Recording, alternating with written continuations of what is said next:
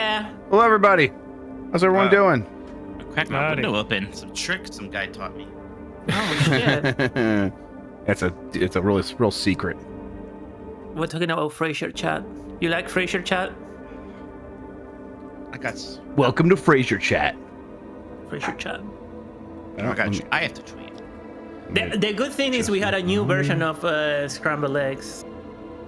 That's culturally really like. important. Yeah. Is it good? Yeah, it's good. Oh, hell yeah. It's the same. It's just new. But like I like it. Sure. Play an updated version. That's good though. Yes, it's good. Nothing. I know she's barking. It's nothing. Who's my? There's no Miles. Okay. Miles. Niles Miles. We can forgive him. It's not. That's fine. I'm Miles. I'm Tails. I'm miles per hour. Oh boy. Donnie with a spicy, super spicy. Is Grubb? He's No, like Grubb the is Martin. he's like Jet the Hawk from Sonic Riders. Oh, I thought I'm still brain peel. I'm trying to. No. He's the albatross. What was Storm, the big guy? Yeah. Yeah, Storm the albatross. Yes. Yeah. The albatross is forget? only a bad luck when it dies, so you guys have to keep me alive. That's the whole What point. the Yeah. fuck? Well, albatross are on my neck. You're so uncultured. Goddamn Philistine. What? Don't know Woodsworth. What Or Iron culture? Maiden. White as fuck from Ohio? What are you talking about, An Mike? albatross. You know the whole thing. What? Albatross. Well, I mean, Where's yeah, the but shot? also white as fuck around from Ohio. Oh, but You can keep self-reporting if you want. It's fine to be stupid. Look, just because I didn't know what the fuck DHL business operations were doesn't mean. What's that? Well, yeah, there you go. Okay. don't do that. Oh, we got a wife alert. Hello. His wife. My wife. Wife. Yeah, yell at him. Me? No, her. Chef. Oh, yeah. We're rooting for him to get yelled at. Oh shit. Oh. What'd you do? Mike, I can't see you anymore. Strolling paradise. No, Emmy's not feeling well again. She's still. It's not kind of again. It's kind of been going nonstop. But it's like I thought she was getting better after this morning, and no, she's not. Kiddo. I can't see you. All right, I think we're ready. Wait to ruin my joke.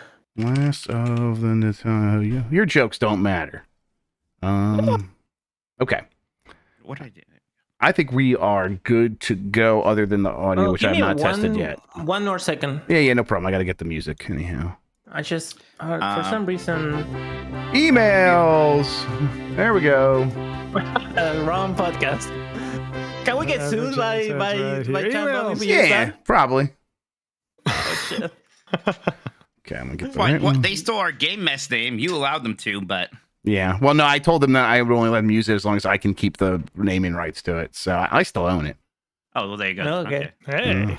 Yeah. That's I did tell you yes, I did tell you that Yes. you fucked up there. No, Listen, I made it clear. Our boy Jeffy has fucked up a lot of things in his life, but he's a shrewd businessman. Yeah, sure, that's what we'll say. Yeah. Okay, let's test this. Yes. You guys hear me? Yes. Start cheering. Yes. Yeah. Yeah. Like you just He has asked the the soul question. of a copyright lawyer. Yes, that's there. Yeah. I'm ready. Okay, Mike, you ready? I am ready. And also, at no point was Mickey ever called Steamboat Willie. That's just the name of that cartoon. That's what they said. I know, yeah. Is it So what's the name of the character? it's then? Steamboat Willie Mickey Mouse. starring Mickey Mouse, right? That's Yes. the whole. That's what. Yes. Okay. Yeah, Oh, that's what he said. okay. Yeah, I don't know. I thought it was a direct joke. A lot of people are like, well, they can have the character Steamboat okay. Willie and their things. Like, that's not what are you talking about? No, that's, Gotcha, yeah, Mickey Mouse. In fact, I Okay. predict I shouldn't even get into that. I predict that even these awful things we're saying, Disney will still come after them. I don't think they can really 100%. make a They- Mickey horror yeah. movie, but I don't know. They'll probably try if they try to use the mouse ears in any way in the marketing, Disney will go after them to Yes, protect that's the for sure. trademark. So Oh, yeah, these for sure. these people We don't don't have to be get into careful. this. All right, We're about to ready. here we go. All right, Mikey, I'm counting you in, and you can start the show in 5, 4, 3, Hey, you guys hear me? Start cheering now! Yeah, let's get this over with. Yeah.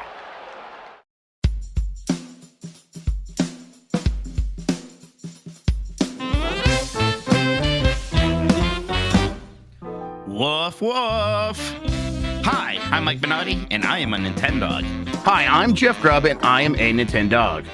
And we are. You Oh, I hit the button. Oh, no. You guys hear me? What are you Start doing? cheering now! Shut up! What Oh, are I you hit it again. I hit it You hear again. me? Oh, no. Start cheering now! Hey, Mike, we're off to a good start in 2024. Happy New Year, everybody. Today we're gonna talk about the Switch 2. We're gonna really switch things up from different Nintendo podcasts. I thought we'll do that. We're gonna talk about Wii U hidden gems. Also, Jeff, how's it going? It's going pretty good. I'm a little sleepy, a little bit, but I was glad to get back to work. I will say that.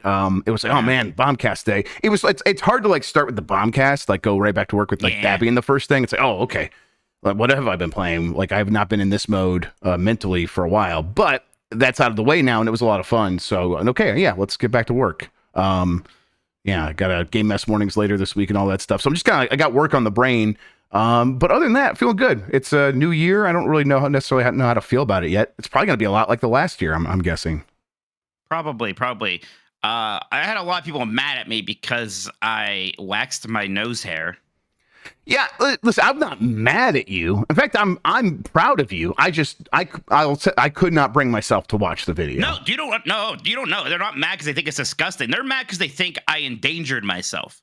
Yeah, it is bad for you. You shut the fuck up. It is bad. God. Oh, I don't care about that. So people are like, those hairs are there for a reason, or like, now it's gonna get ingrown and infected and go to your brain. You're gonna die. Well, and so, somebody accused me of making light of COVID. And you know what? Hell yeah! Everything you said was true. Leave me alone. Don't come That's at me incredible. on Twitter for waxing my nose hair. God. Was it satisfying? Yeah, it was satisfying. Yeah, you assholes don't even know how much nose hair, how thick and itchy and terrible it is. Oh, trust me, there's still nose hair in there, okay? Gonna be fine. I don't need you WebMDs. Like, actually, that's, Yeah, like, that would be my assumption. You would have thought I did crack on Twitter. No, that's for me. I'll do the crack. You do the nose hairs. And that's the thing cool people do. Yeah. Yeah, exactly. I would assume like it's gonna get like the big thick boy nose hairs up there, and those would come out. But all the tiny ones that actually do the shit that people are talking about that matters, those are definitely still in there. Right, like there's like obviously like women have way less nose hair, and that stuff's still doing that. Even though, look, even maybe I'm just offensive now. Like I think I'll be fine. No, yeah, you're real offensive. You're a big piece of shit, Mike. I said I was gonna get canceled this year. I didn't think it'd be for that. Do you stick Q-tips in your ears? Oh my God, everyone, like, why don't you just trim them? Because it's not the same. Look, it was just a funny thing with the nose waxing kit. Like, yeah, I'll wax my nose hair. I did not realize it was all this. Wow. It's a whole thing. That's why I told you, like, don't worry. People are mad at me. And not because it's gross. I'm going to miss Mike's. Oh my God. And the Christian says, I know you're not bad. I'm just disappointed.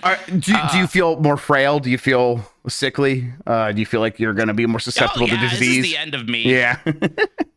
Yeah, well, I don't have the nose hair now to protect me. That was the only thing standing between you and I don't know. Look, again, as silly as it sounds, maybe I shouldn't make a light of this. I just have never heard anybody be like, yeah, if only he had more nose hair.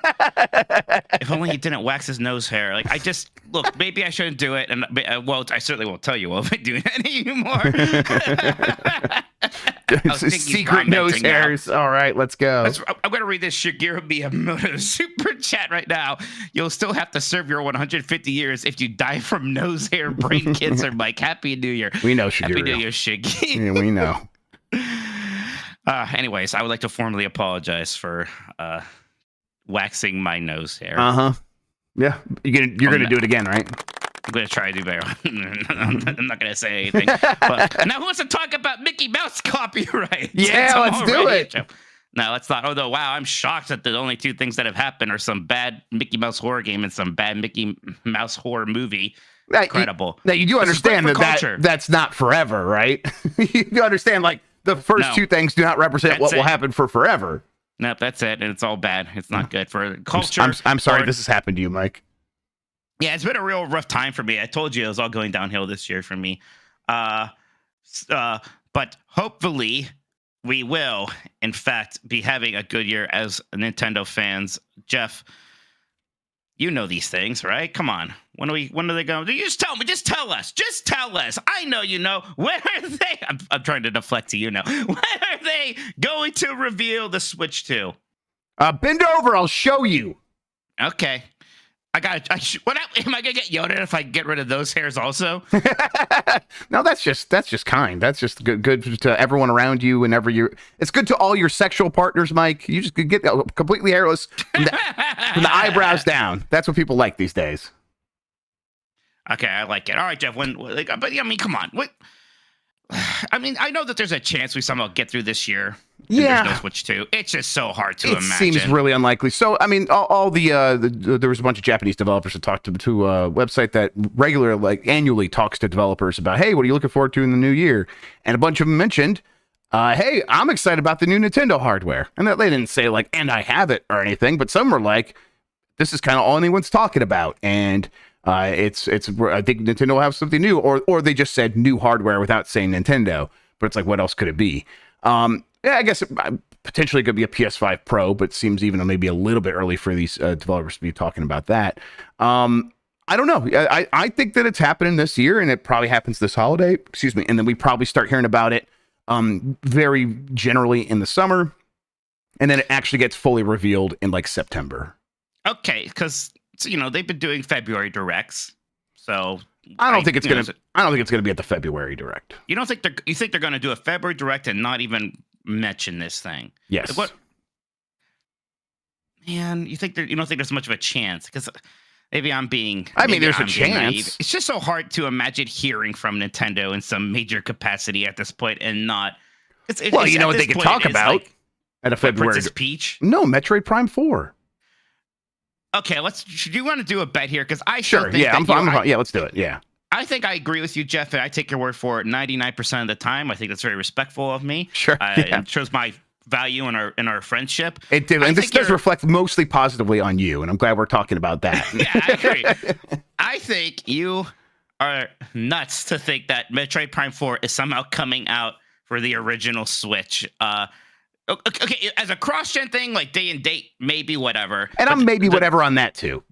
Yeah, but I don't like the idea that that's going to somehow be a big Switch game before the Switch 2. I just don't see it. Let's draw the line. Let's do it. Okay, so I think it'll be a big Switch game.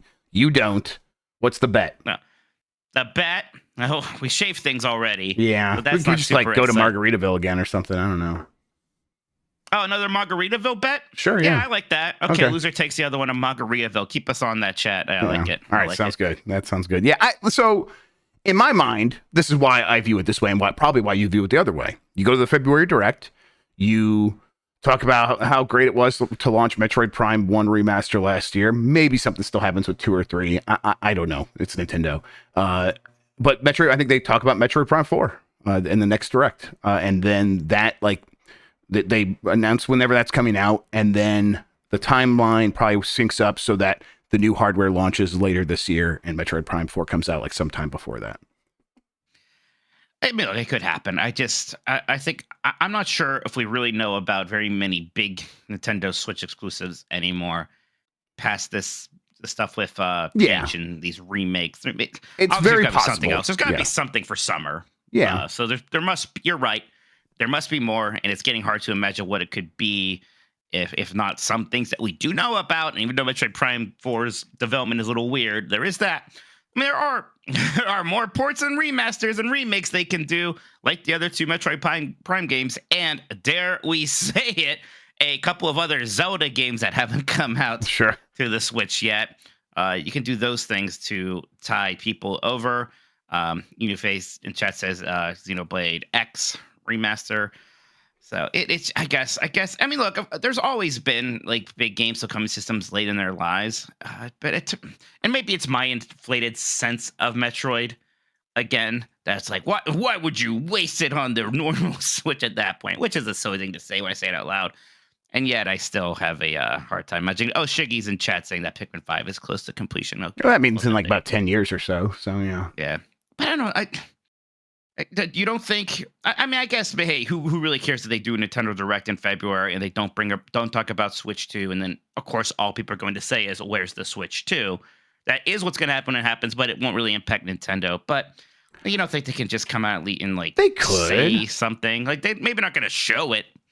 I suppose they could do that's my timeline was they don't show it, but they talk about it in some vague way in the summer. They could totally do that in February instead. Sure. I just, Nintendo doesn't rush these things anymore. They keep things close to the chest for as long as possible, and they don't feel a need to, I mean, even when they were backed into a corner with the Switch's marketing timeline before it came out was 6 months at the most, not even.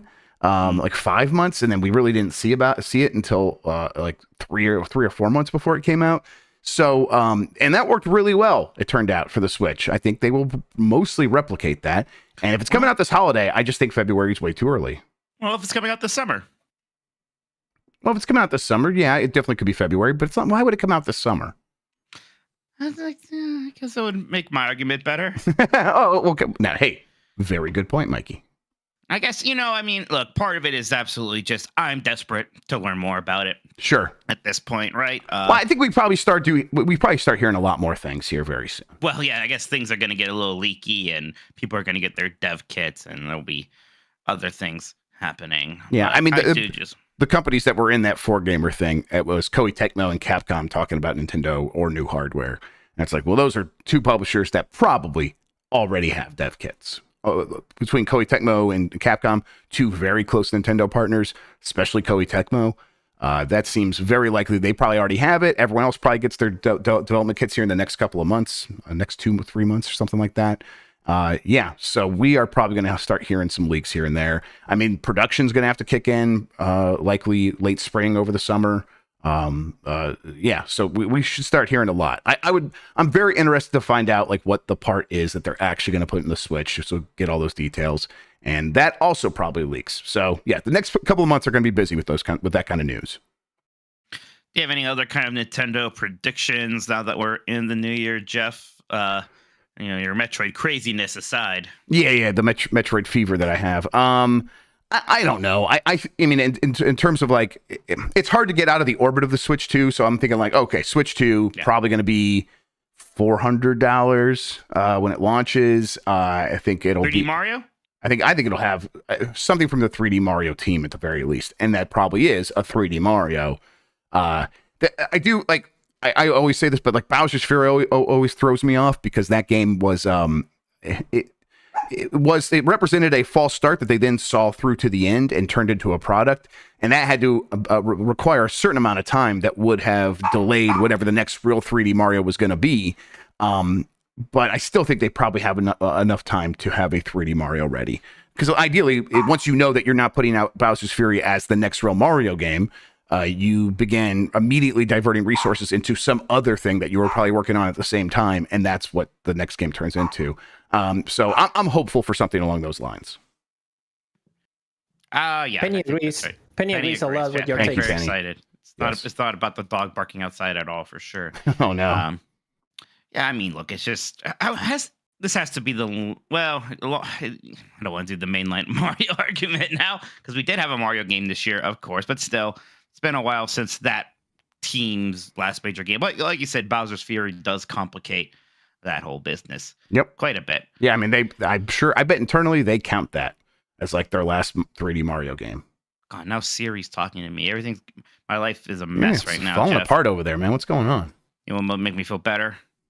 Get some super chats. Oh, let's hit them. All right, very good. Would you like to read those, please? I would. Please, everybody. Holy crap, feel free to send in yours as crazy. well.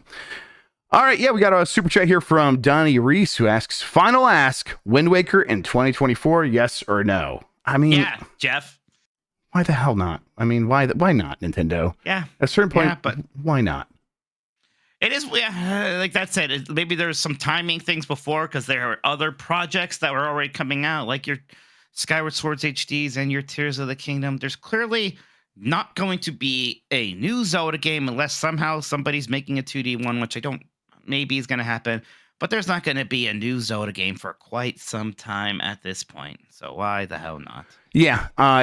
I mean, this is one I could see them being like, let's just make that like a first year thing on the next Switch. They could easily move stuff like that around and make those decisions. But it could also be like, oh, whatever, Switch is still going to have a lot of people playing games on it, and HD versions of old Zelda games would probably do better than the kinds of games we put on like the 3DS when it was becoming defunct. So it's like it's gonna be better than the Mario and Luigi remakes that we put out at that time. Yes, and Hey Pikmin, sure, yeah. So I don't know. I still think they come. I hope they come in 2024, but I just don't know. It's Nintendo. They are so weird with these things. The idea of them holding on to stuff for years at a time is wild and very hard to wrap my mind around. All right. I have more super chats. Let's see here for Special Nick. I'm playing Illusion Island, and I was surprised to find it's a Metroidvania. I need to know if Mike has played it and what his thoughts are. I like it. Nick, I like it too. I had a good time with it. I've not beaten it, but me and the kids have enjoyed it, and I've played it on my own quite a bit. I think it's a really solid game. Mike, did you ever get around to Illusion Island? No, I mean, we played a fake good Mickey fan. Disgusting. We played a chunk of it at the preview event, and it is a lot of fun. I kept thinking I was like going to have time to like play through this couch co-op with my brothers. Of course, that didn't happen. So I do need to just jump the gun and do it. But yeah, it really is a full Metroidvania with a lot of like that kind of a lot of things in 2D platforms that I like a lot of wall jumping heavy stuff. Yeah. Right? That's what I want. I love the wall jumping. Me too. Anytime I'm wall jumping, I'm in my happy place for sure. And I know some people are like, "Oh, there's no combat." That didn't bother me really at all. I think the animation was fantastic.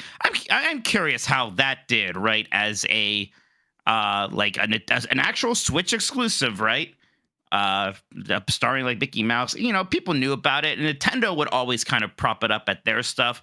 But otherwise, not a ton of marketing or noise around that. I'd always be curious to know what the sales were for that one. Yeah, I bet it did okay-ish. Sure. 1 or 2 million, probably like 1 million, yeah, 1.25 million or something like that. It was lower priced, so I bet that would help it a little bit. All right. But yeah, that thing has to come to like Steam eventually, right? Maybe even the other platforms. I get why you put it on Switch first, but I don't see why not. Like, what the heck? Yeah. But yeah, I really enjoyed what I played of that game, so I'm glad that it's finding more fans. We read this one from Miyamoto, so we'll go to Allie Miracle, who says, "Don't worry, Mikey. Your girl is going to do the nose wax hair with you." Let's see. Tam's ear cleaner drone. Careful. We are going full sicko mode in 2024. Yeah, let's go. I've not seen Tam's ear cleaner drone. I think he talked about it, but I haven't seen it in action. Is it as offensive to humans as Mike's nose waxing? Yeah, is all that wax like preventing you from getting aneurysms or something? I'm gonna find out if I ever did. I have heard that like the wax in your ears is like actually important for keeping like dirt out of your your head hole. So I don't clean my ears like that. I mean, I clean the outsides, but the insides I don't ever go in with like a Q-tip or whatever. But well, Q-tips you're never supposed to do because all that does is just jam it in there anyways. Okay. Yes. All right. Well, yeah, my dad does not like the Q-tips. Yes, I'm sure doctors probably don't like that at all. L. Grug says the Game Mess takeover of Giant Bomb is going well in 2024. Shout out Turbo Sean on the Bombcast. Yes, thanks for Sean for coming on the Bombcast because Mikey said they asked him after me. I knew you were going to like point it out, but just the way you do it, it's still really funny. B. Trey had said, if you had to bet, would you expect the next 3D Mario to be open world or not? I think it will be hybridish. I think it'll be open zone gameplay. I was just about to say. I mean, Mario Odyssey is already pretty close to being open zone. Exactly. It'll be and that some expanded. of the levels, like the desert, that's pretty much open zone, all right. But yeah, you could definitely. I guess I don't think it's going to be one big open world or transitions to all of these things still necessarily. Mm-hmm. But part of me almost like I would like that. I'm so easy. I'm like, hey, Super Mario Odyssey, sure it was good. Do you want to just do another one of those? I'd be fine with it. I bet they would kill it. They would kill it. Now, look, they'll probably do something that's slightly newer and have some new ideas that'll be amazing to me, and I will be happy they went in that direction. But when I picture it, what I am picturing is just Super Mario Odyssey 2. All right, here from Big Fresh 37. Which game would you most like a roguelike mode added to? My number 1 is Marvel's Midnight Sun. Number 2 is Halo Infinite. Love you guys. Halo Infinite's a really good pull. That would be fun. Halo Infinite is a interesting one. Yeah, I'm curious. I gotta think about that. I have been enjoying that mode in God of you've been War playing it. Valhalla. I've been playing a lot. I played a lot of it. It's been really fun.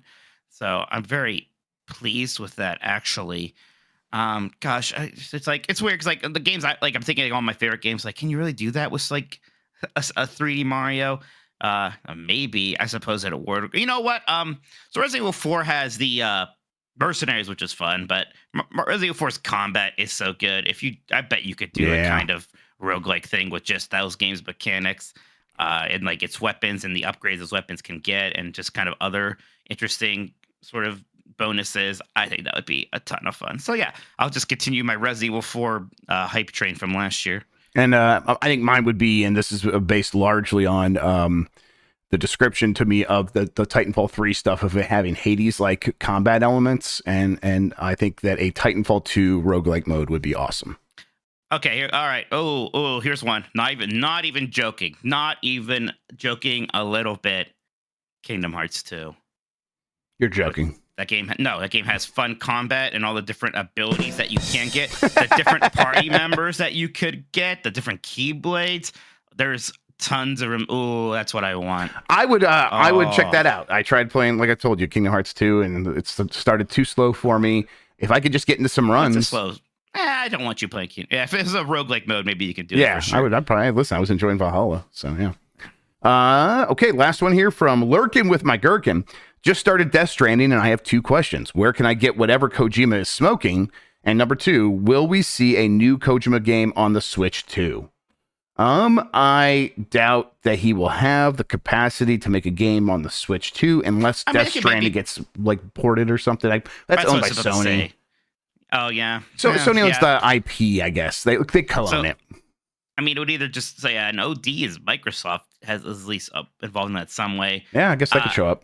I mean, look, maybe like some point someday, but it seems like he's pretty busy with Sony and Xbox projects right now. I think I differed from a lot of you in the because you were talking about this Bombcast. I'm a little over it with Kojima right now. Yeah, I think maybe part of he's projected because his segment was so obnoxious, but just so many things. This documentary, his podcast, all this. Like, I get it. Kojima's great. I get it. I'm over that stuff for sure. So I ignore all of those things. I mean, I listened to the podcast to see what it was like, and it was incredible. Just about everyone told me I couldn't do it, so I did it, and that was every story. So brave. You're so brave, Kojima. But I really enjoyed the Death Stranding trailers. I think that he has a lot of fun. I think he really knows how to manipulate gamers and the hype cycle. And so I'm always excited to see how he does that. And he deserves a credit for that at the very least. I liked the Death Stranding trailers until I played Death Stranding. And then I just had to watch those short films again. Sure. Right? Yeah. And I was like, oh, God, I've seen all this. Oh, great. Yeah. Then Death Stranding, I've definitely grown more fond of over time.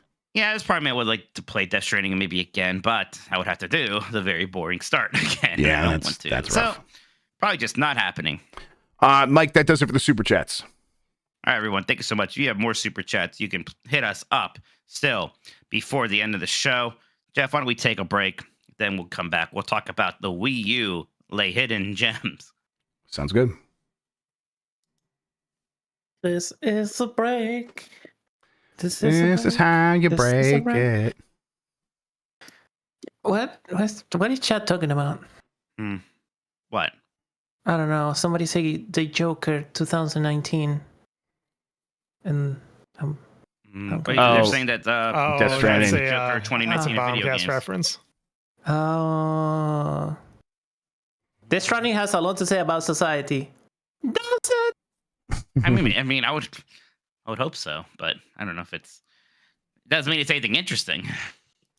Yeah, the thing about Kojima is that his fan thinks he's like deep like an ocean when he's just like I mean, Shallow like. I'm not trying to come after Kojima. I'm just. I am. Kojima. Man, it's overrated. Kojima. Fuck Kojima. Okay, No, wow. he's not. You're He's not at holding all. back on the bombcast there. Now you're letting me know how you really feel. Listen, I gotta love keep it Kojima. professional where appropriate. Definitely not here. But I do think he's not that deep. He ain't that deep. He read up. Yeah. I tell you what, I think he is legitimately more deep than 99% of people writing video game stories, at least. Here's my actual thing, I don't know Kojima. about that one. I think he's a really, really good writer who desperately needs an editor. Well, sure. That's my opinion on him. All right, Jeff, you ready? I'm ready. Yeah, we'll I get am back ready. to it.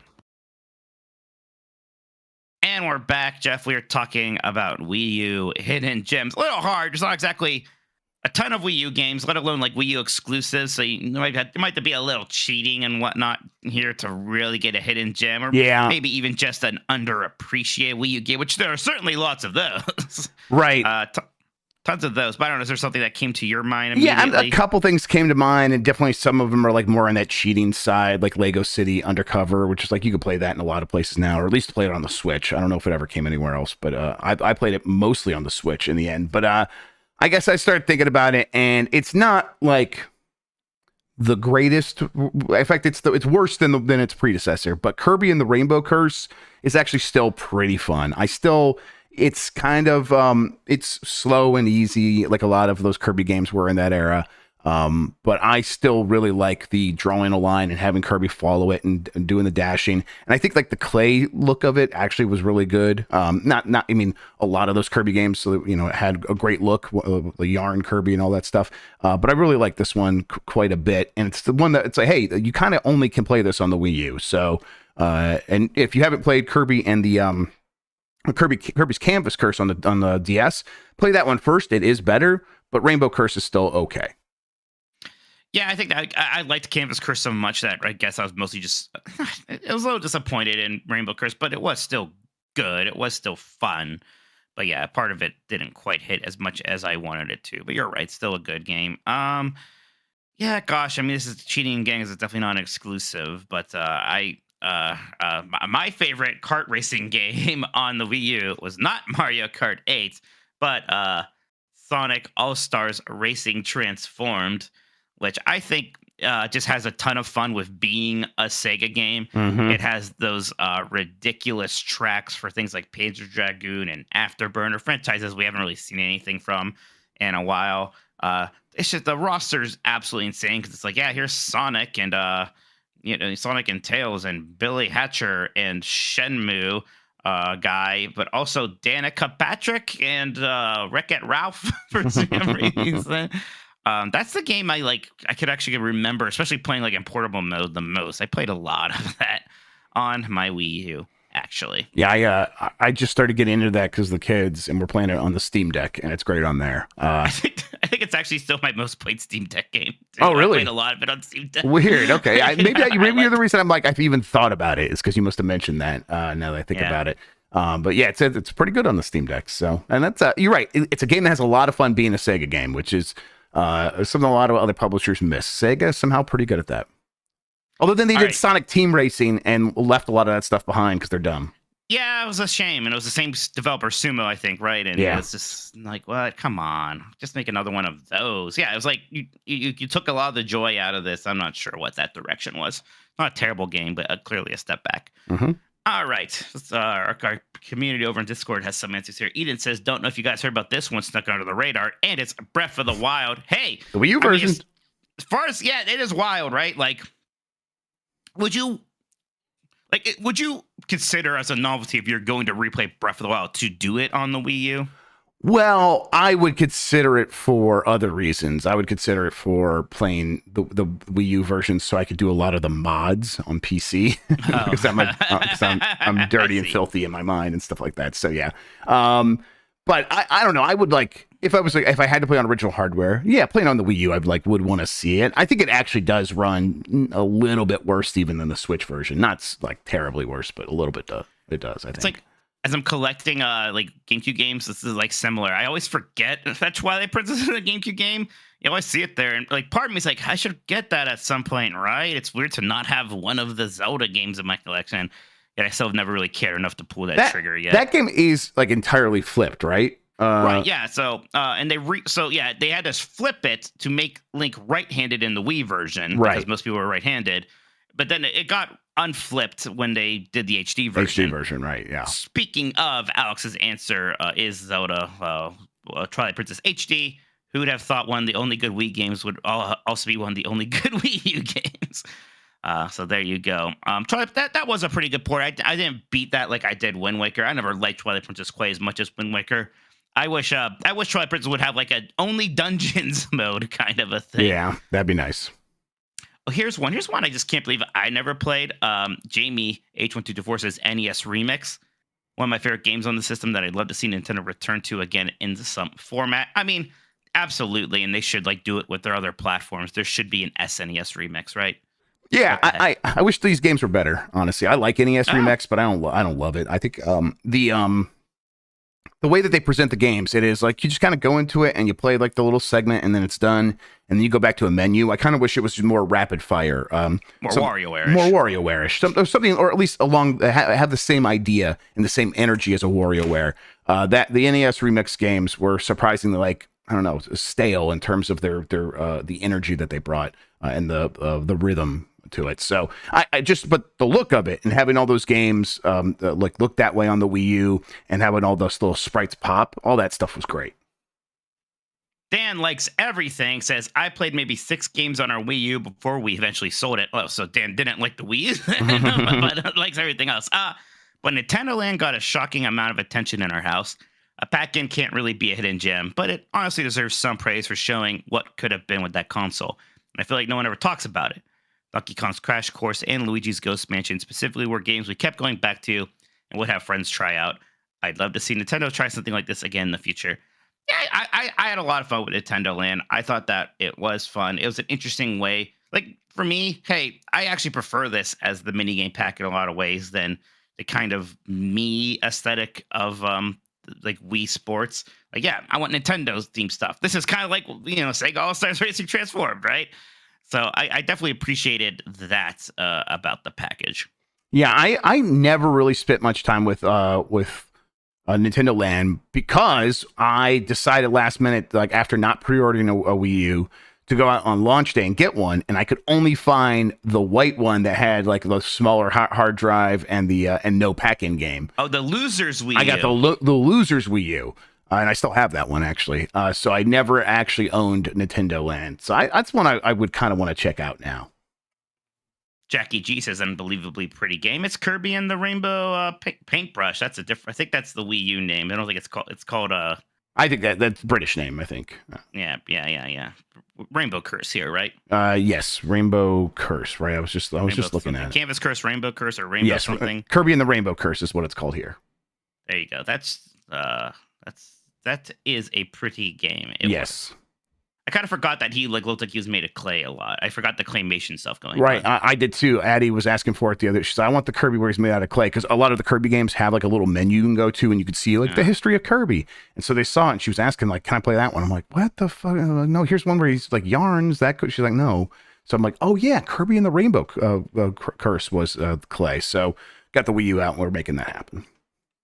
JD Camp has a shrugging emoji. Fair enough, JD Camp. What do you think is the kind of perception of the Wii U in the year 2024, Jeff? Because there's so much Dreamcast love last year. There was a Christmas order from Hallmark. I got this official Dreamcast calendar hanging in my room now.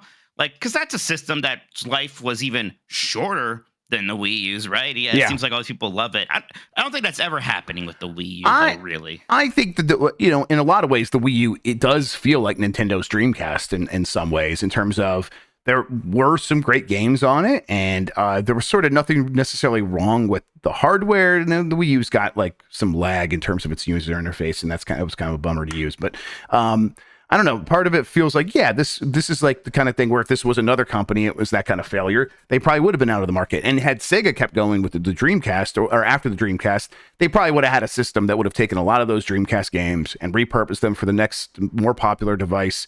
And that would have made the Dreamcast feel a little bit more irrelevant. than it is. Now it's like this exclamation point at the end of the Sega hardware life. So I think that the Switch taking away a lot of the games that we would have associated with the Wii U definitely is going to hurt it in the long term. But I think generally people are more favorable towards the Wii U now than they've ever been. Imagine if like the Wii U was the only way to play Breath of the Wild, right? Yes. And Wii U really got to claim that as its game. That would help its case out a lot. Definitely. Lenny Cool Dick Denver says, I mean, every Wii U game that isn't Mario Kart 8 is technically a hidden gem when you look at the sales. Xenoblade Chronicles X is the only game where I let an NPC take a shower and they turned into a giant monster due to a water-based parasite. Then I had to kill them with a giant robot. Yeah, Jeff, they must have plucked their nose hairs. Those would have protected them. Yep, that's what happens. Parasites. Yep, those water-based parasites. That's how they get in your brain, is through the nose.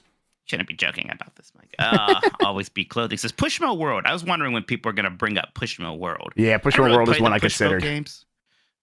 Are these games that good? Because I never really played Pushmo. I played a lot of Pushmo and Crashmo on the 3DS, and I enjoyed them quite a lot. But they're puzzle platformers, heavy on the puzzle. Hosp says, always had a blast on a modern take of GTA 2. This is Shakedown Hawaii. Have you ever played Shakedown Hawaii? I have played Shakedown Hawaii. Yes. Wow. God, this was like near the end of the Wii U, wasn't it? Yeah, it's a GTA kind of thing. It's got like a Hotline Miami. Yeah, I mean Hotline Miami is more like just a straight up action game. Shakedown Miami is like, or Shakedown Hawaii is like, yeah, okay, now go to this place and now do a mission or whatever. It's much more GTA. Screaming Madden says, crap, I never owned a Wii U, but I know that the last Madden to release on a Nintendo home console is Madden NFL 13, featuring Lions legend Calvin Johnson on the box art. So that's a hidden gem, right? Yeah, sure. You have to like this, Jeff. Oh, yeah. Yeah, that's Megatron right there.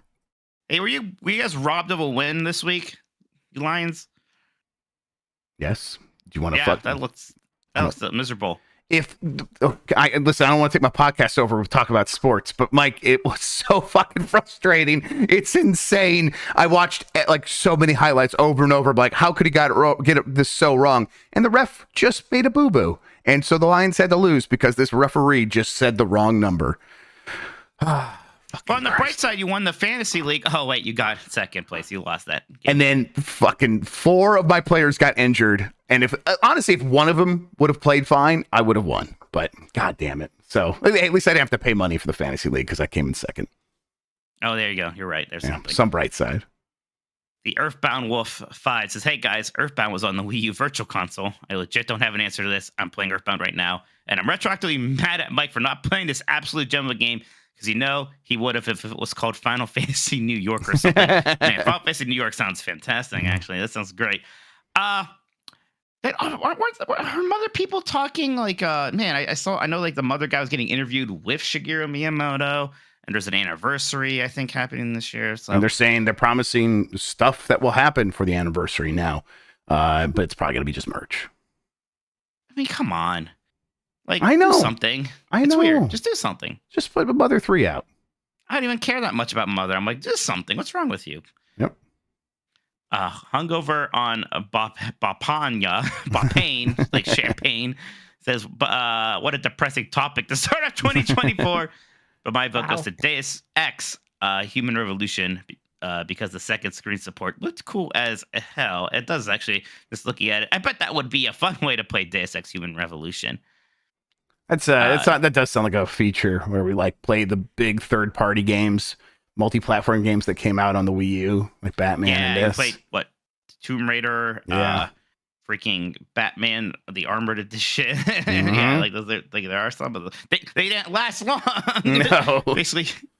BetJC says Nintendo Land. Adam Juice says just a gem at this point, but I'll give another vote to Xenoblade Chronicles X. With a soundtrack full of so bad it's good songs and so good it's good songs. And in my opinion, the best gameplay out of the 4 mainline Xenoblade titles. That's a special place in my heart. Switch 2 Remaster Remake is my figurative white whale. I get it because that's the name of the ship. No one knows that, Adam. Yeah, so I would bet that this is coming. This is probably going to be remastered / remade. Again, if you look at their kind of roadmap before, it was here's Xenoblade 2, remake of 1, Xenoblade 3. Well, now you do a remake of X. It's the Only one that's not available on Switch. So there you go. Slang says, is the Wii U itself a hidden gem? Maybe. I don't know. I never owned one. Well, lots of people didn't. Don't worry about that. You're not alone. Josh L. Page says, are any games on the Wii U really hidden? Those of us who owned it were so starved for content, anything that came out was snatched up, especially if they were reviewed favorably. But how about affordable space adventure? I heard multiple people bring this up when I was kind of like looking online for what people maybe thought were Wii U hidden gems, because this was a game that was only on the eShop for the system, so it was an actual exclusive. You can't really play it anywhere else. And it's like this weird multiplayer thing with people using the gamepad and the controllers in interesting ways. So here's one that looks like a neat, interesting experience for the Wii U that not a lot of people got to enjoy. Yeah, I never played an this. actual hidden gem. And then Zubmir says the Wii U itself could be considered a hidden gem with how low the sales were. Pretty sure Splatoon 2 sold more than the Wii U. Oh, that must absolutely. Well, yeah, that could be true. The Wii U sold like 11, 12 million copies. So it could absolutely be true. It is true, yes. Oh, it's just true. Okay, That's funny. Well, why don't we take a little break right now? We'll come back. We'll get into the rest of these. How's that sound? Sounds good. All right.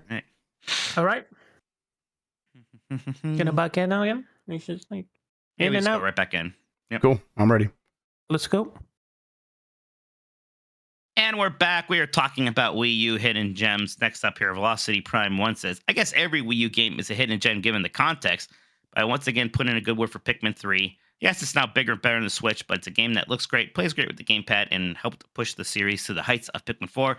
I know you said you really preferred the deluxe version of this one, right, Jeff? I think yes. I played them years apart, but I remember feeling much better about Pikmin 3 Deluxe than Pikmin 3. Nick Turbo says Zombie U. This was a launch game that I remember people liked surprisingly People still well. do like this game. People still talk about it. I'm kind of shocked to find out that it was like a sequel or a remake or something. Not an original game somehow. Really? Wait, the Zombie U is a remake or something? Yeah, it's a sequel. So there's like some old zombies Ubisoft game that this is in the same franchise as. I thought there was one that came out afterward as well, but maybe I'm mixing it up, and that's actually what it was. They released this Zombie U game outside the Wii U. They just took away the U. It's just I definitely remember that. Yes. Yeah, it's a sequel, right? But that ruins the whole point of the game, where it's like you got to look down at your gamepad while the zombies could still be getting you and stuff, because it all happens in real time. That's a pretty cool mechanic for a zombie game, I think. Yep, it is, but it was pretty cool actually. I just mostly remember it from that E3. 2X Crown Beef Hammer. Oh, this Thursday, by the way, we better we should announce the winners for the Fancy Critic. We should set up the draft pretty soon, because like games like Prince of Persia are going to be out before you know it. So we're going to set up that the sounds Fancy good. Critic draft. So if you're in the Discord, everybody look out for that. If you want to continue playing, if you want to sign up this year for Fancy Critic, well, we're going to be getting that. Benji Bop says that they're on it. So great. Good. Thanks, Benji. Thank you, Benji. All right. Beefhammer says the previous answers are wrong. The Wii U itself isn't a gem. But shout out to Fatal Frame Made in a Black Water. Although I question why the game had a mechanic where the teenage girl's white clothing got wet and became more see-through. Yeah, you don't have to question it. I know why that probably happened. Yeah, I have some thoughts about it too. Yeah. Mr. Bohr says, can a Mario-related game be a hidden gem? Either way, I don't hear Captain Toad Treasure Tracker brought up much when people discuss the best Wii U games, but it is a fun puzzle game. This is one I'm always a little surprised I never got around to playing on Wii U or on Switch. I would like to. I like those levels in 3D World. Yeah, I think I've played the demo for this on Wii U, and I was like, I'll get this like at some point, and then I never did as well. Herald of Darkness says, I'm struggling to think of anything, so how about the Wii Mini? That's halfway to a Wii U, right? There was a Wii Mini. Yeah, the Canadian-only Wii Mini. Is that right? Yeah. Well, I mean, at least on North America, I think it only came out. Yeah, that's right. No internet and stuff like that. Yeah, it was really weird. Weird. Okay. Ed says maybe not quite a hidden gem for anyone that's Nintendo-centric. I don't know who you're talking about. But I think a lot of general audiences don't realize Lego City Undercover was originally a Wii U exclusive. Also, it has this character, the Mumbo. I never did actually play this. People did really like it. Surprisingly good. Yeah, sounds like it's fun. Chaos Buckaroo says most of the GBA and DS games on the Virtual Console came out in 2015 or 16 after many players checked out. They are great emulation with tons of customization options for DS. Okay, so yeah, I mean, this is the last Virtual Console, I guess, right? Yeah, And Man. I did play a lot of these like DS games and Game Boy Advance games on the Wii U. It was a really good way to play those games. I think I was playing most things on my 3DS still, Virtual Console. Sure. And a lot of those would also be on there. Maybe not look as good, but I would just kind of settle for it. Jat Bink says Game and Wario literally had the best use of the gamepad with its multiplayer games. I used to have friends over after school to play Pictionary with.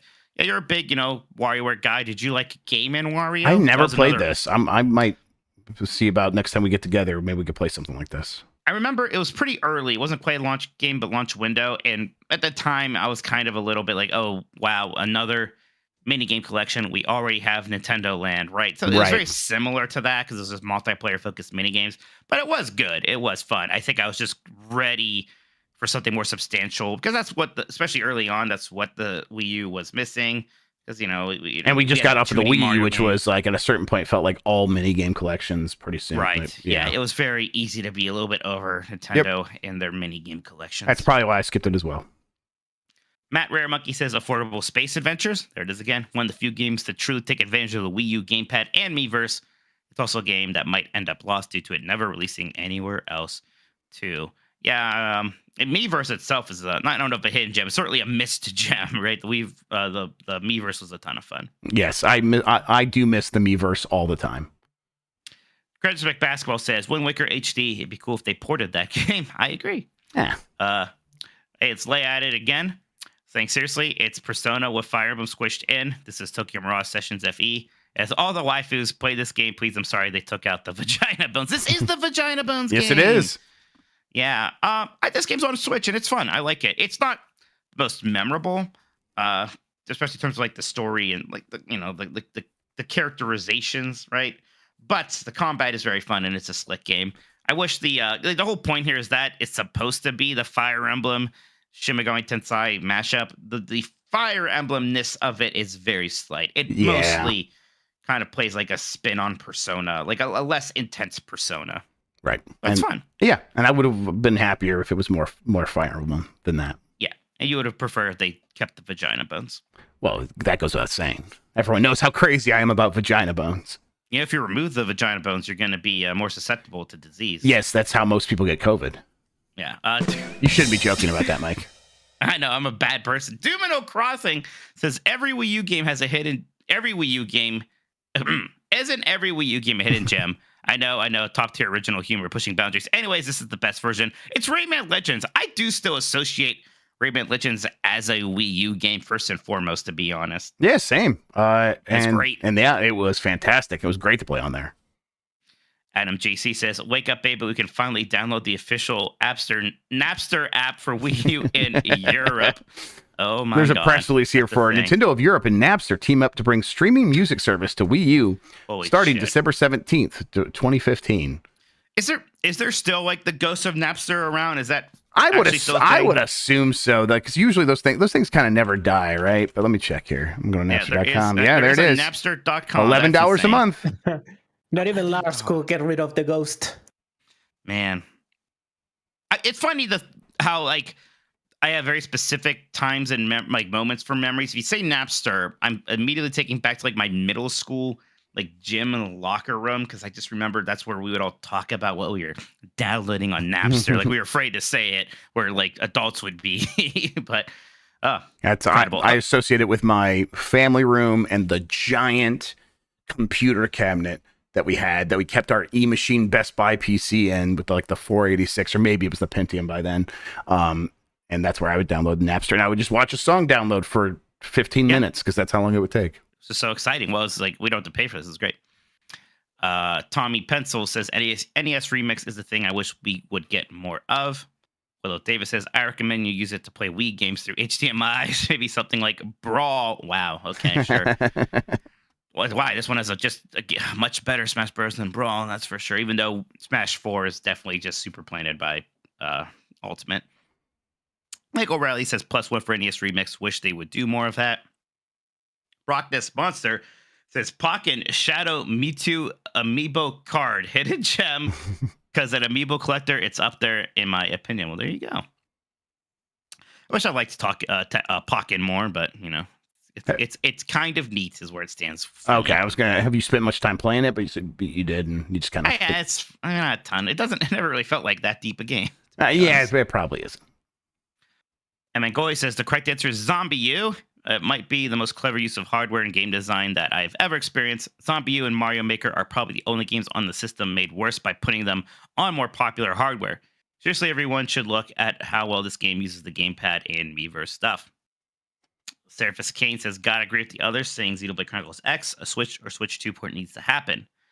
Big Tony says, my dogs, as someone who used to own a complete physical Wii U library. Wow, there isn't much here that hasn't been ported elsewhere, but I'll still give a shout to 2 indie titles, Axiom Verge and Shakedown Hawaii. There's Shakedown Hawaii again. Man, he's got a picture of his complete physical collection of Wii U games here. That is really interesting to see that. How many games is there in this picture? You know, I played through Axiom Verge, and it's I think it's one of the more overrated Metroidvanias. I think it's fine. It's fine. Yeah, I thought it was okay. Bradfish says it's on NSO now, so it's old news, but it was pretty neat when they randomly put the 20-plus-year-old localization of Mother 1 on the Wii U Virtual Console. Yeah, they called that Earthbound Zero, right? Yeah, Earthbound Zero, which is that's like what I most want to see when they port Mother 3 someday, maybe. Like what they're going to call it, because they're not going to call it Mother 3. They have to use the Earthbound name. But they don't call it Earthbound 2 either, right? They probably just call it Earthbound : Mother 3. Maybe that's a good way of putting it. Or Earthbound 3 : Mother. No, Mother 3. Earthbound 2 : Mother. I don't know. Earthbound Mother. How about that? Yes. Motherbound. Mommy bound. Mommy bound. Bound to me, mommy. That's a different game. Twitch.tv/Christian_Rarg says Zombie U is an extraction shooter. You might be right. Ali Miracle says the god-awful amount of time I put into this game, like stupid amount, it's Hyrule Warriors. The adventure mode and the time you put into those characters was nuts. Playing as a character like Linkle, Marin, and Hot Minna. I know they re-released on Switch, always but no hot. Fucking way in hell am I redoing that. Literally the only Warriors game I put time into. Not even a huge Zelda fan either. This game had its hooks in me. Also, a close second to Mario Maker, the better Mario Maker. I miss the amiibo use in it. I would much rather play this Hyrule Warriors than the sort of Breath of the Wild themed sequel, to be honest. Just because this one does have the wacky stuff, like the weirder characters you can play as in this. And then, I don't know, Breath of the Wild Zelda is like, yeah, it's Breath of the Wild Zelda as a Muso game. It's fine. Yeah, I will say that that Mario Muso rumor popped up again somewhere separate for me. I really hope that's real. Listen again. Don't go writing headlines because I don't know. But wouldn't that be amazing? That would be like 1,000 Goombas. Yeah, let's go. It's the only thing. I think it's the only way I could be excited about a Muso game. I also thought it was interesting because the person that told me about it was like, I don't know what a Muso is. I'm like, oh, okay. Okay. Right. Are you sure it's not just somehow the rumor as you originally talked about it? No, I'm not sure. Back around. I'm not sure, but I'm like 50% sure that's not what happened there. Again, so no confirmation. I have no idea, but I hope. Drew. Okay, we'll see. I got it. I want it though. There you go. That could be your last Switch game. Yeah. Drubin says this right here is peak Pikmin. It's Pikmin 3. It almost felt like the Wii U was made just for this one game. So, Jeff, as somebody who's relatively new to the Pikmin train, like, are there things that Pikmin 3 does better than Pikmin 4? Do you think? No. No, not really. I mean, if you are like bugged out by the way Ochi looks, like the way some people are, then there's no Ochi. So there you go. Pikmin 3 Deluxe is worth playing, for sure. If you want to play the Pikmin 3 on Wii U, mostly you're going to get the experience as well. But no, I think Pikmin 3 and Pikmin 3 Deluxe really honed in on what made Pikmin fun, and then Pikmin 4 makes it better in every way. Keywork says, as one of the few Toys to Life fuckboys out there, I'm going to put forward Lego Dimensions. This is the best Lego game ever made and best Toys to Life product out on shelves. I can't stress enough how cool of a feeling it is to build something with the in-game instructions, put it on the portal, and bring it to life.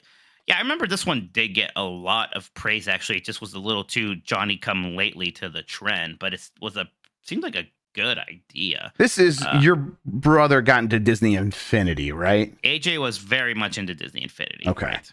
I got sent a couple of the Lego Dimensions thing, and like years later, I think I tried to play it, and I'm like, I don't even know where to begin to do this. So I've never I did actually, like, because once it was done and went on sale, I think I did get a version of the Wii U one. like for cheap somewhere. So I might have it somewhere. So maybe someday.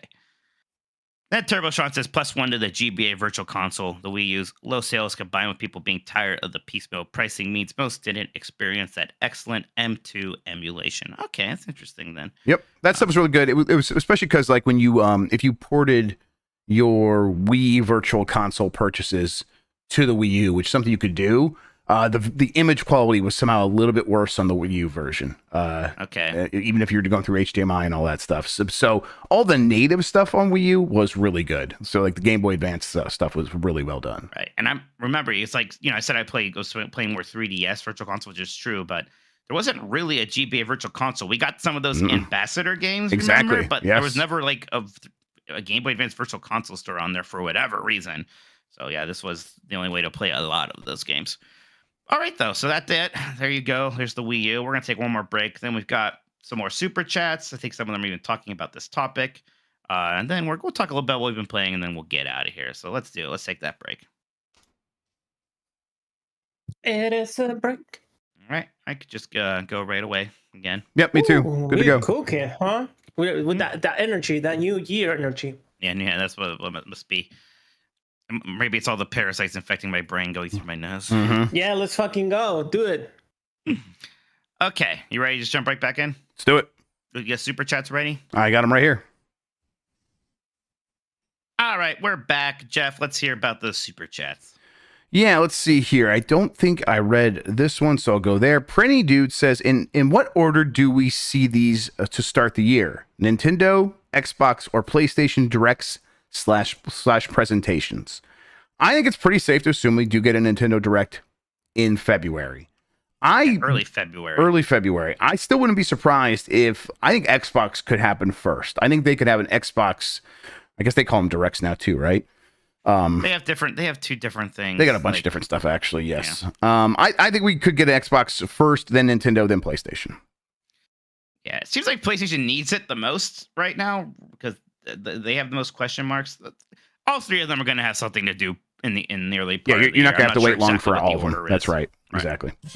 From Rick Grayson, Soul Reaver Dual World Soul Reaver Dual World in a 3D Mario. Thoughts? I don't know what that means. Let me see. Let me find this one. Soul Reaver. So like a Soul Reaver. So in Soul Reaver, there's two worlds. Okay, sure. Yes. Okay. Yeah. So if there's a similar mechanic, basically, I mean, Light World, Dark World. Yeah. You're some kind of sicko to go to Soul Reaver. That is first with that that is depraved, Rick Grayson. That would be your point of reference for that. But yeah, it's just this Tambour's all to this. Yeah, that's got to be what it is. I mean, I think that'd be something. I think sometimes Dual World is like almost the laziest gimmick you can apply to your game. We've seen that done a lot of times. You can make it work, but I'm also a little over it. EP Idiot Box says, Wonderful 101 is a Beautiful Joe spiritual successor and a nonstop hype machine. If you missed it on Wii U, get it on Switch. It's so much fun. I never got Wonderful 101. I liked the demo, and then again, when it was very cheap, I bought it physically for Wii U and never got around to playing it. So someday I want to play Wonderful 101.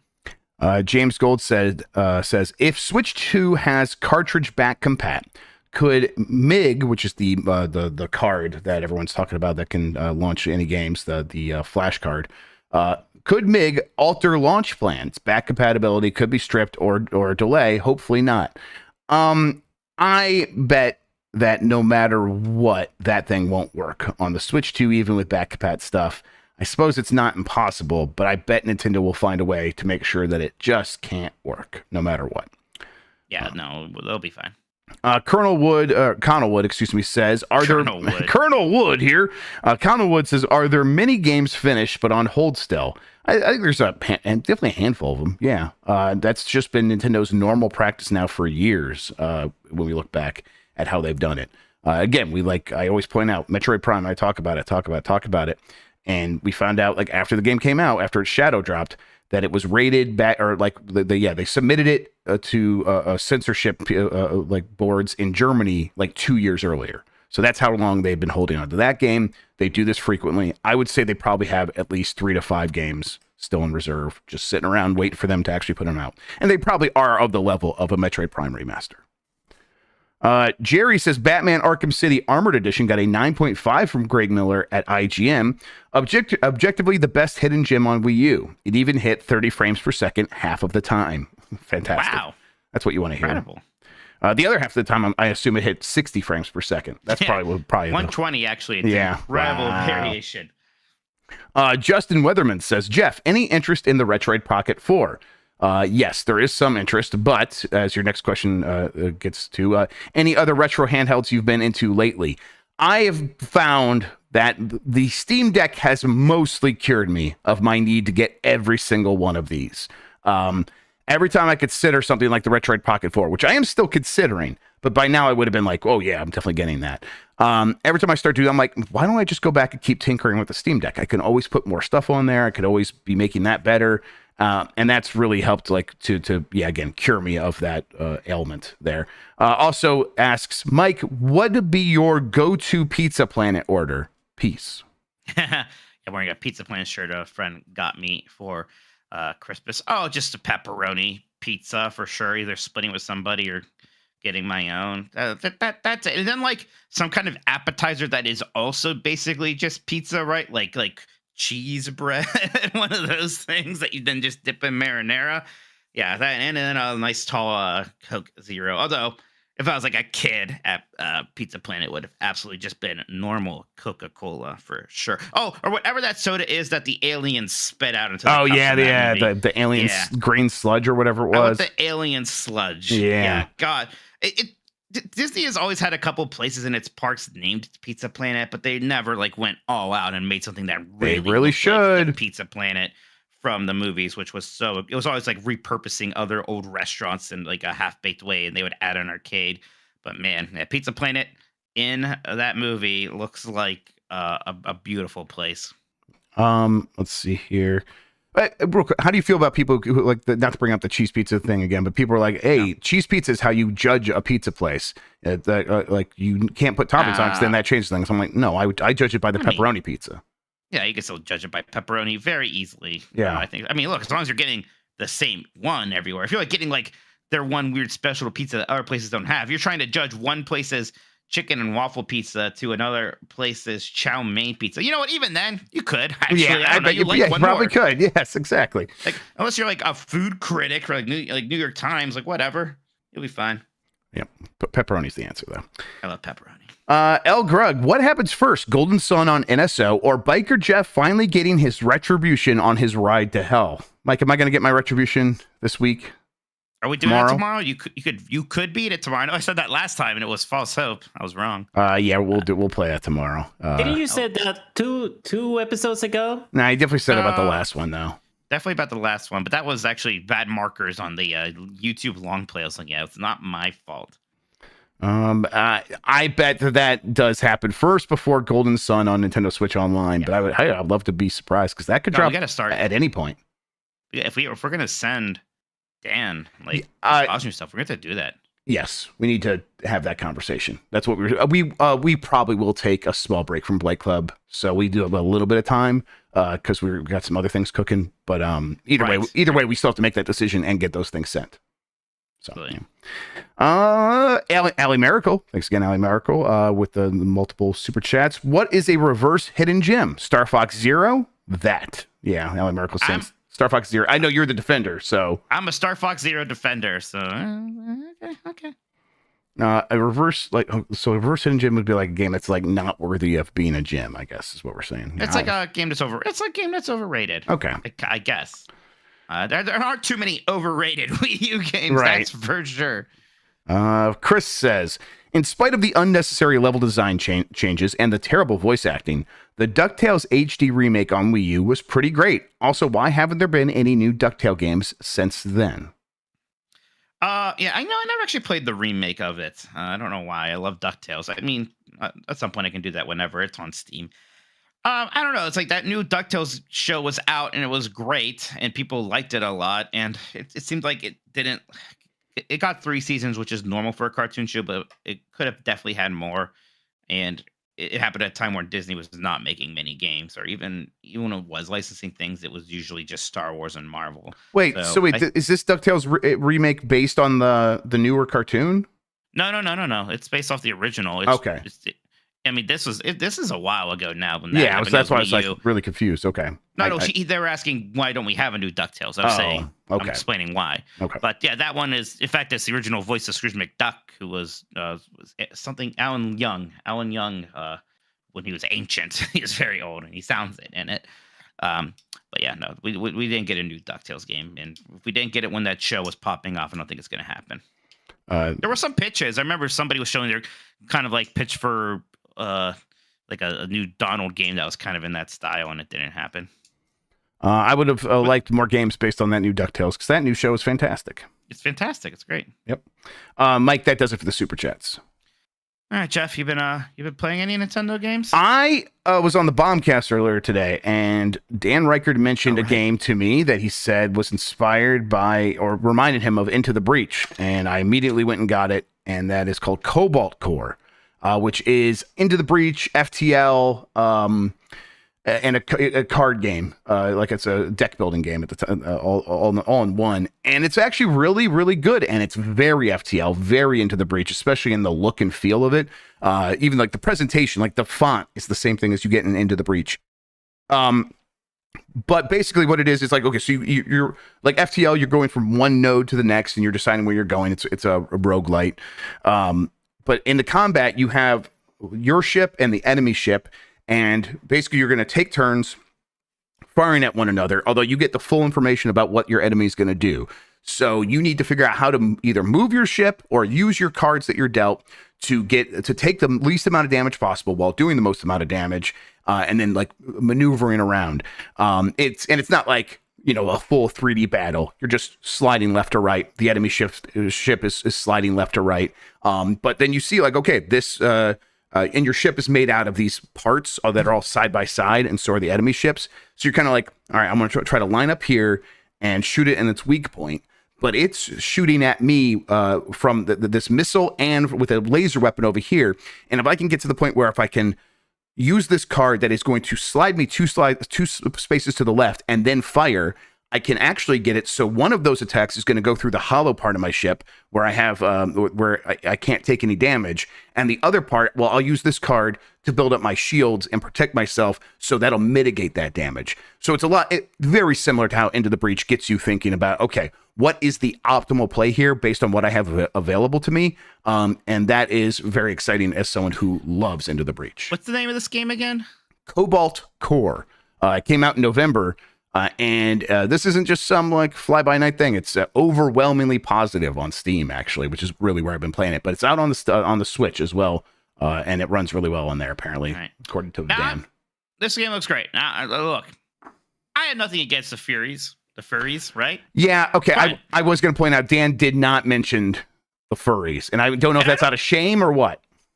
Well, that's what I'm bothered about, because Dan Reichert goes on and on railing against Hollow Knight.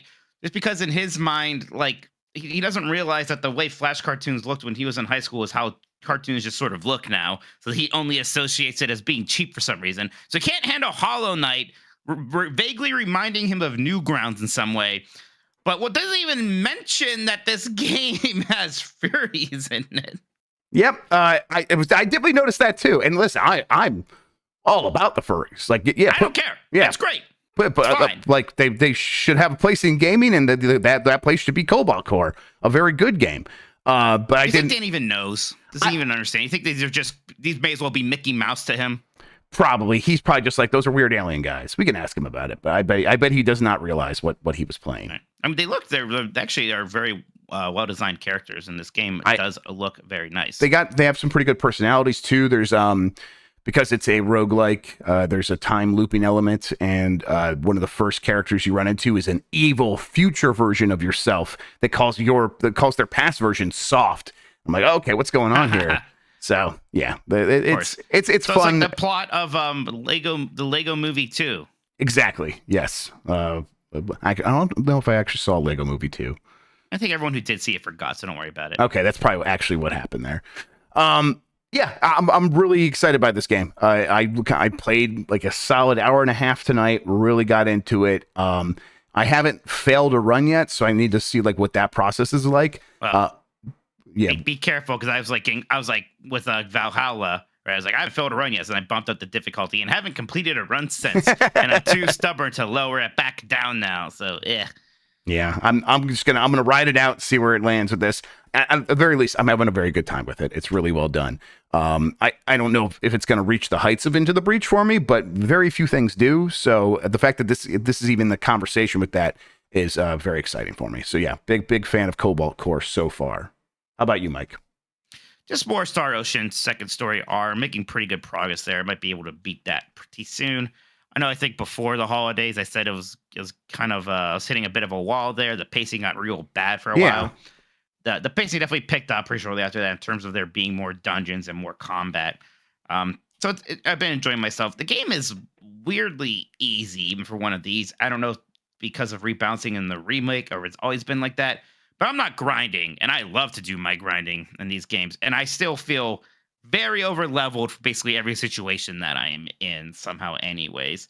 It's not a terrible problem, but there's a part of me that wishes I was being challenged a little bit more here and there. But it's still a very good looking and fun. It's definitely very PlayStation 1 JRPG in a lot of ways, in that, the plot is pretty simple in some ways. It's pretty tropey and all that stuff, but it's been fun. Benji is saying there's a difficulty spike that is massive at the end. I'm kind of glad to hear that, if that's true. So we will see about that. I think I'm nearing the end, and often with these games, you think you are, and then something happens, and there's a whole last act, right? Sure, so totally. That might be where I'm actually at with it. Right? Hey, Mike, can I say one thing about that real quick? Sure. You mentioned that you were playing as the girl in the game, right? Okay. Easy mode. Well, I forgot to mention this back when you were first talking about it, but I guess this is a PSA if anyone wants to pick the game up. That is very much intended to be the second playthrough path. And you had no way of knowing it because the game doesn't tell you, and it's definitely a flaw in the game. But it's supposed to be you play as Claude first, and that's the primary playthrough. And then what's her name? Rena is is the back half. She gives you the lore and the more explanation and everything. So when you mentioned that you were, this game sure does have a lot of story and stuff, that's actually what it's right. Doing. Well, there's that whole segment where Claude is freaking at a tournament, and I just watch him do the tournament. Yep. And if you play the other side, well, guess what? Right. That's what that. Oh, is. weird. Yeah. So okay. It's weird that the game doesn't tell you that, but they at least should have in the remake. I don't know. It's weird. Yeah, it's all good. But I've been enjoying it. I did consider starting Sea of Stars again because someone mentions it was this from the Game of the Year list. Someone's like, the Mario, Luigi, all that stuff. But Golden Sun, it has a lot of Golden Sun energy. Do you agree with that? Did you ever play Golden Sun? My Golden Sun exposure is pretty minimal. Actually, so I wouldn't know. All right. Well, either way, I mean, I'm gonna check it out, and I'm looking for some games to kill some time with. Although I think we honestly might start getting new review games literally tomorrow. So it's kind of gonna get busy again here real quick. Yeah, it could be coming back. Benji and Chad said Claude is more fun to play. It's not to go back to Star Ocean real quick. That's Ren is the spellcaster. There's a spell that's a gravity well, and then it drops rocks on people, and I do basically just spam that, and it kills everybody. So I could see Claude running around with the sword and trying to do combos and actually dodging people's moves probably is a little bit more engaging. Hearing all this and understanding that, you're too deep into restart, right? You would never do that. I wouldn't. I'm not that upset about it. I would probably recommend to people that maybe you should play as Claude, especially first. Cool. Anything else? His name is Claude. Claude's a great name. I mean, it's better than Clive, right? Am I right? Come on. Yeah, well, only losers are Clive.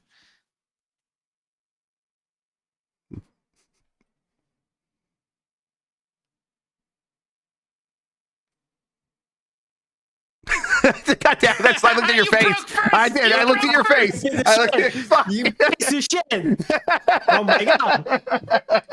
You broke first. Everybody checking their podcast right now. What the hell? Sorry, everybody. Well, a lot of people are going to be they're going to have the auto skip on, and they're not going to understand what happened at all there. So, right. The silence skip. We're going to delete that silence.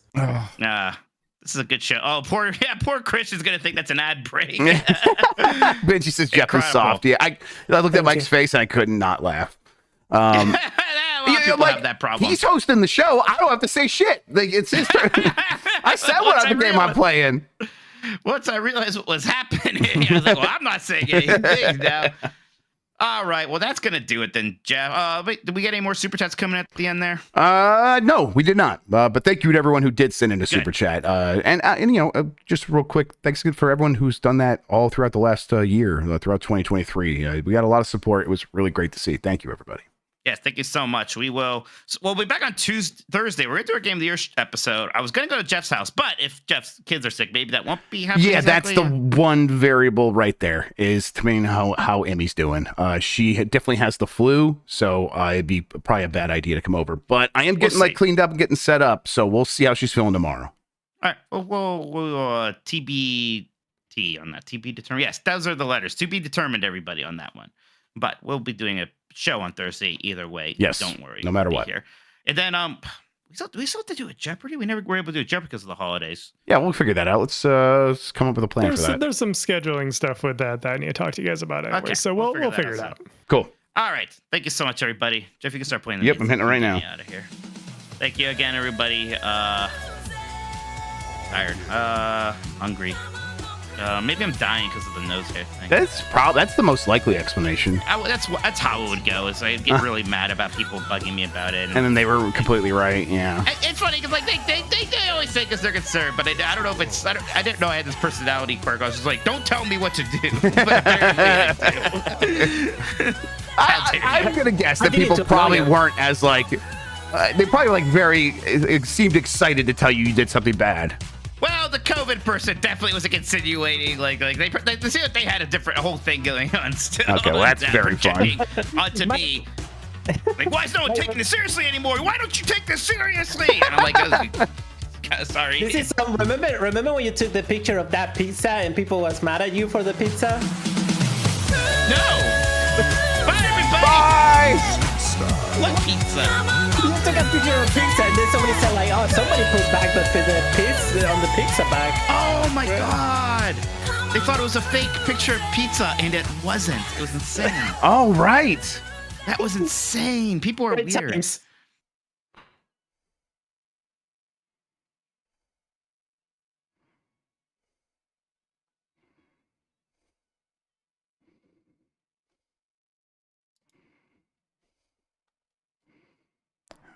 Most people are beating it right now.